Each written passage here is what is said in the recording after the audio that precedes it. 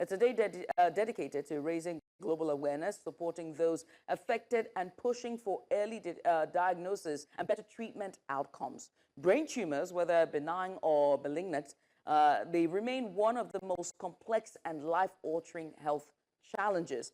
And in many African countries, late detection, myths and stigma, and limited access to neurological care often stand in the way of timely intervention. Joining us now to shed light on the critical health issue is Dr. Yusuf Haroun, a medical doctor and founder of the Love for Health organization, a non-profit committed to improving health literacy and access to care across Nigeria. Nigeria is not an easy terrain to work in. Thank you very much first for coming on Breakfast Extra. For being here. Thank you, Julie. Tell us about brain health, and in this case, Brain Tumour Day, what it's about. Judith has talked a bit about that, but talk to us about brain health and what are the symptoms or ways to stay healthy first before we talk about to know whether you are sick or not. Thank you very much for this very important question. Thank you. Firstly, the World Brain Tumour Day started 25 years ago in Germany by an NGO in 2000. And as Judith said, 25 years ago is 2000. Yes. Let's keep going. My brain did that thing. So time is flying. We're in 2025 now. And there are myth and reality about World Brain Tumour Days. One of the myths is that when somebody has a brain tumor and presents with symptoms like seizures, which some parts of the world they call, or in Nigeria, some parts of Nigeria, like in Yoruba land, they call like warapa, some things like the person is having involuntary movements. They think the person is possessed, or the person has a witchcraft, or there's a demonic implication to it, and it's a medical condition. Also, some people with brain tumor can present with symptoms of mental illness, and that's another misconception. Okay, I think we'll have time to look at the symptoms. I wanted us to start on a positive note, and that is brain health. What are some of the things that we need to do to protect our brain health and, you know, minimize the chances of getting brain tumor? We'll talk about the symptoms and all of that, but I wanted to start on a positive note. So the brain is one of the most vital organs in the whole body, and the brain requires a high supply of oxygen and also blood to it. The brain is protected by the skull, and in the brain is where all our functions are being controlled. The central nervous system, which comprises of the brain and the spinal cord, is also where we take decisions in our body, and it controls our reasoning, our breathing, our cardiovascular system. It's controlled even by the brain. So the brain is very, very important, and we need to protect it to have a vital health. If the brain is damaged, then we start to have problems in our body. For example, if somebody is having a brain injury or somebody falls on his or her head, then the person can develop what we call bleeding in the brain. If the brain also is affected with what we are talking about today, a tumor, which is divided into two, you could have a benign tumor or a malignant tumor. What's the difference? Yes. Benign, from the word benign, is mild, and that has a better Malignant prognosis. is malicious. Malignant is Malicious. Maybe cancerous, fatal. is fatal. I love is how the word aggressive. is so meek So and malignant mild. also has a lower prognosis, and if it affects the brain, which there's one we call glioblastoma multiforme, GBM. Unfortunately, there's a colleague of mine, medical doctor, who had this diagnosis, GBM, after we graduated, and the prognosis is just 12 years. Prognosis means the chances of survival after being diagnosed or during the process is just 12 months. But in 12 months or years? 12 months, 1 year. So the person's gone now? The person has gone long ago. Wow. He graduated, he got married, his wife was pregnant, he didn't witness the delivery, he passed away. Oh, that's Now, sad. the misdiagnosis about it is that even doctors thought it was just malaria because he had recurrent headache, recurrent seizures, he was falling sick repeatedly, he was being treated for malaria. All of a sudden... That is what I want us to get into, right? And I love that your foundation really is about promoting access to healthcare. in Nigeria, right, there are myths about this. Because what you just said, seizures, consistent headaches, and of course fevers would mean that they would be termed either Obanji or spiritual, or something is wrong with them. And that's the issue. And the thing about the brain is that you don't see it, so you don't know what it is. It comes in other bodily symptoms as opposed to the brain itself. So let's talk about those myths and the symptoms that are linked to those myths, and how we should ring the alarm for our viewers who are watching and be like, these symptoms they're seeing, oh, it is not spiritual. If you feel this, go to the hospital. Now, 26% of cases of fatality cases, particularly in children, cancer, solid cancer cases, causes of death are cancer, brain tumors, most especially cancer of the brain, which we are talking about. So the most common cause of death from cancer of a solid organ is the brain in children. And when a child presents, particularly if it's a child who can't talk properly or who hasn't started talking, start having these seizures, having this kind of symptoms, people might think maybe this child has been possessed. And the only way you can diagnose, or the most significant way you can diagnose a brain tumor. But diagnosis is an issue here, right? MRIs are expensive, absolutely. right? There are not enough medicals. I mean, with the Jackpot syndrome that's affected your healthcare, or your sector, it means that there's a brain drain in health sector. And then there's also the thing of cost as well. I remember I was trying to get an MRI for one of my family members, and I had to pay out of pocket. Do you know what I mean? It's still, my stomach is still paining me. I had to do it, but I was like, you know, they had to continue again. But it was very important that we get it done, you know, because it was around that time to do it. Right. And so healthcare in Nigeria, and, you know, for those who have lost hope and be like, okay, this symptom sounds familiar, but I cannot do it. What's the hope there? To be honest, the government has to now contribute. They have to come in, because MRI is very, very expensive. Even I remember about 15 years ago, then it was like 50,000. Now it is way more than that. So the government has to subsidize healthcare. They've removed subsidy from fuel. Yes, going a bit into politics. They should now subsidize the health. There are some countries where they subsidize it, because MRI is one of the main ways you can diagnose cancer of the brain. It's a soft tissue, and that's one of the significant ways.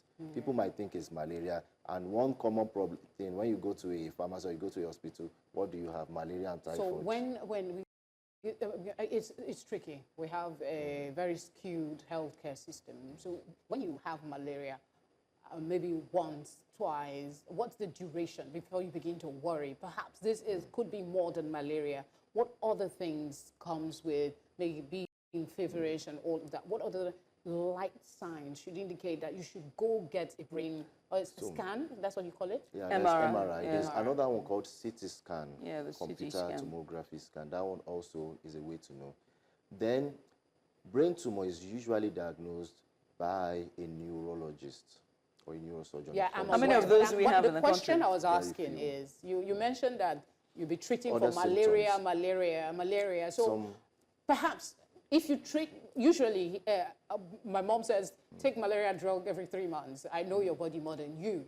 Take whether you're sick or not, but I don't do that, yeah? Oh, no. But if somebody gets sick on a regular, like you have malaria, I'm asking, when should you begin to get worried? Is it maybe after you've treated it twice or 3 times in a short period of time?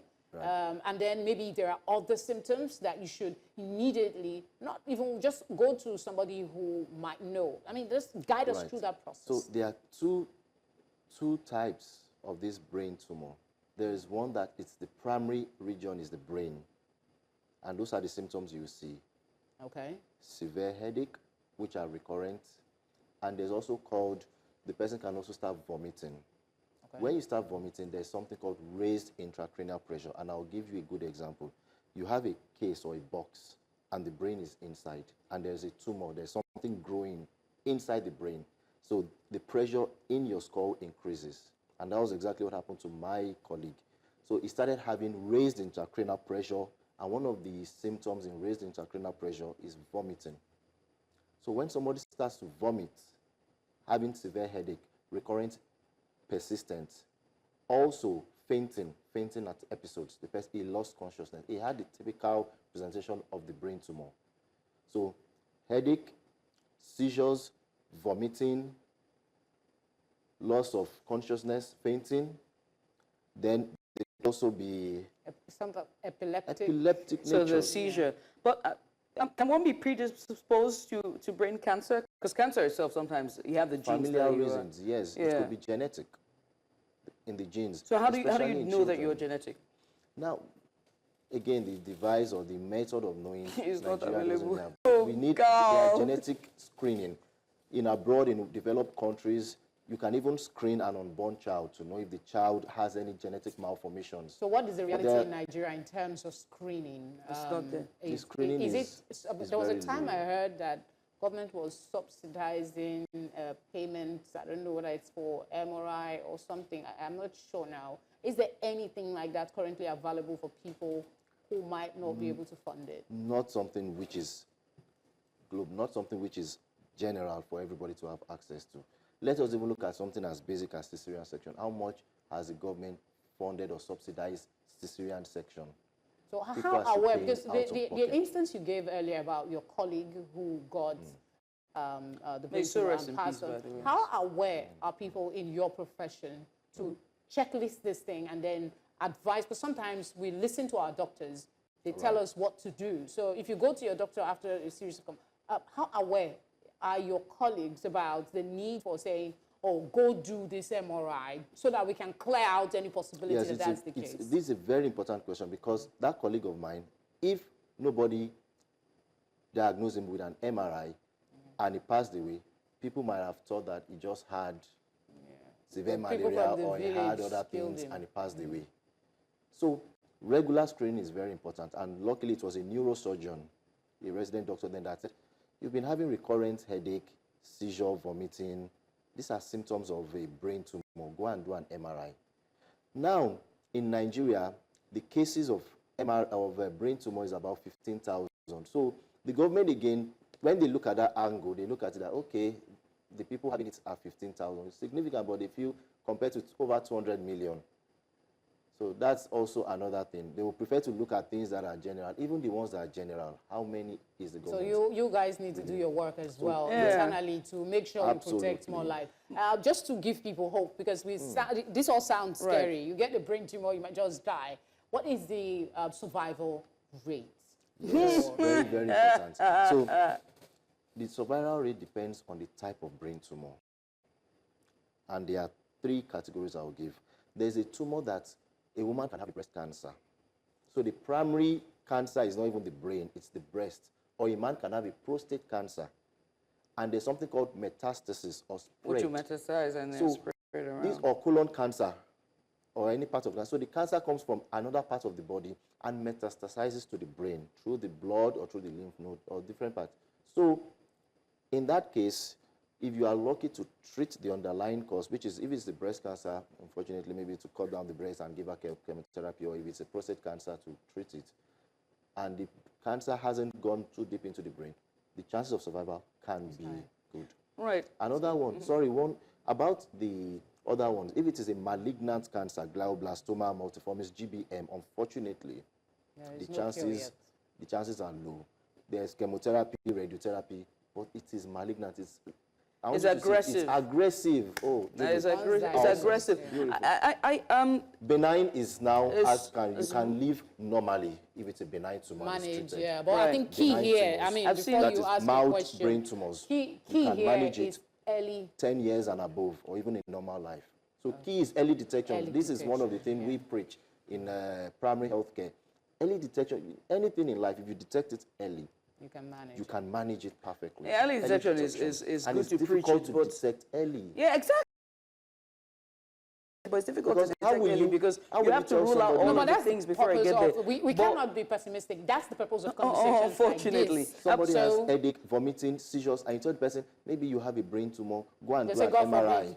All right. Let me quickly ask, right? Because now that we're talking about it, and some persons might be watching and be thinking maybe lifestyle choices might influence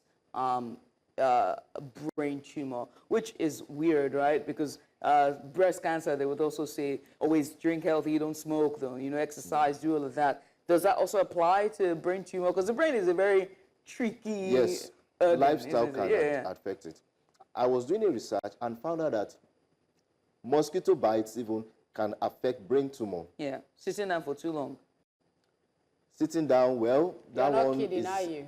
No. Yeah, when I went, I studied because my colleague passed away with brain tumor. So I had to, and it was like, the actual cause is unknown, but some risk factors, and were like a particular mosquito carries a particular virus. Now there's a research that virals or viral infections have been associated with tumor or cancer. A good example for us to understand is HPV, human papilloma virus, which affects women, causing cervical cancer. Cervical cancer. So women who have, or even another one again is men. It has been related that men who have multiple sexual partners can develop prostate cancer higher. Preach. I love it, I love it. So then what then should be your lifestyle choices? Abstinence? Because I've been preaching it, but people don't listen. Lifestyle choices, number one, I would advise people is just do regular checkup. You have any symptoms, mild headache, seizure, vomiting, you wake up from your bed, you feel strange, go for checkup, which is again expensive. To get a card now in some places, thousands Yeah, of but naira. it's To cheaper see a to be doctor, alive and healthy than to be expensive. sick. So I know that's the usual ruse to get people to go check themselves. But conversations like this are so important for people to pay attention to your health. You can make all the money in the world, and at the end of the day, you don't have the health to enjoy it. Then it's all futile. It's imperative, and that's why our channel continue to push that you take your health care. Very important. I mean, the government will have their role. Like you said, it's not cheap, but please do the basics. Yeah, one question that keeps coming to my mind. You know, what we hear, eat healthy, and then they tell you some things you can eat for your heart health and your brain health. You talk about things like almonds. There's folic acid and folic acid containing foods. Now, look at the children. If we say lifestyle changes, what lifestyle have the children started? They have not been sexually exposed. Some of them are just toddlers or infants, and they're having brain tumors. We see this case of hydrocephalox. You see a baby with a very big head. So in this case, it's the parents' there was a kid in my influence. school. Her name was Onyeka. She had that. Her head was so big. I don't know if she's still alive though. It was in primary school. That's the CSF fluid when it herniates into the brain and so that makes it big. So that one of the factors or things that have led to it is deficiency of folic acid in pregnancy. So this one again, lifestyle modification, but also including the parents, the mom and the dad. So that means maternal care, right? So so it starts with maternal care. It starts with primary health care. I mean, that's away genetics, right? The best that we can do within our power, right? Because genetics is a different thing. If you're going to check for it, that's expensive. We most likely don't have the equipment, and it might be far and in between. So public health care, maternal care, foliage food, folic acid, also not being exposed to that mosquito. Wasn't it? It was in Brazil, South America. Yeah, I know. I really so now I wonder, is that mosquito in Nigeria? Because this young guy got the cancer. Yeah. So what really happened? We don't even know. Yeah, but that mosquito, because I know it wasn't in the global South. I think I take away from this conversation is basically be self-aware. Make regular checks. It's not in our culture to, when you're not feeling sick, go to the hospital. No, you have to routinely try and check on yourself, your mental health, your brain health, and eat right. You suggested for women, childbearing age, to take things like folic acid. Avoid things that are they call them teratogenic. Some women may take some medications not knowing they are pregnant, which can be teratogenic, which could cause genetic effects or abnormalities to the fetus.